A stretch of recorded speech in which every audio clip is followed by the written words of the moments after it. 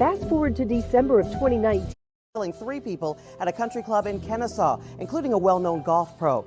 This is the new mugshot for Brian Roden. Cobb County Police arrested him yesterday for Saturday's killings. CBS 46's Rebecca Schramm live at the Cobb County Jail right now. Rebecca, you've been uncovering a ton of information this morning, including an interview we did with him a couple of years ago.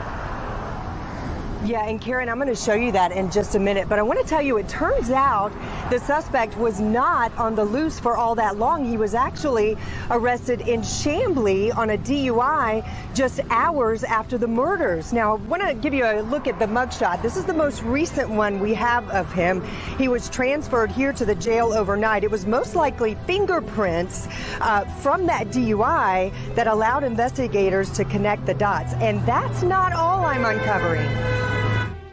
According to the arrest warrant, investigators believe when 23-year-old Brian Roden drove onto the golf course at the Pine Tree Country Club Saturday, 2 men he had kidnapped, 76-year-old Paul Pearson and 46-year-old Henry Valdez, were tied up and concealed in the covered bed of the pickup truck.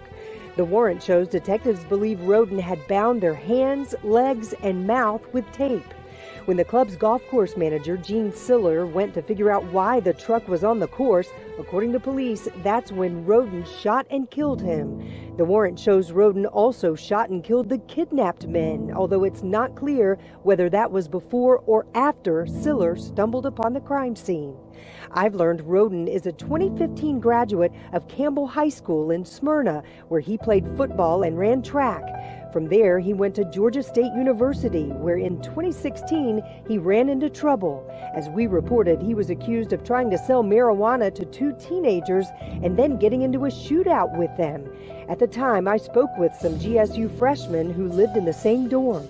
We know of him, we see him around and stuff like that. You think maybe he lives here? He does. He's very popular. He was charged with several felonies, but then released on a signature bond. There's no record of a conviction. A Fulton County court spokesman tells me those records are now sealed, but he couldn't say why.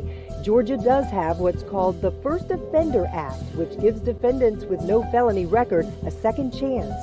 Fast forward to December of 2019 when one of our colleagues interviewed Roden about holiday shopping, not knowing about his GSU case, asking him about the crowded mall. It is a lot of maneuvering through the corners, you know.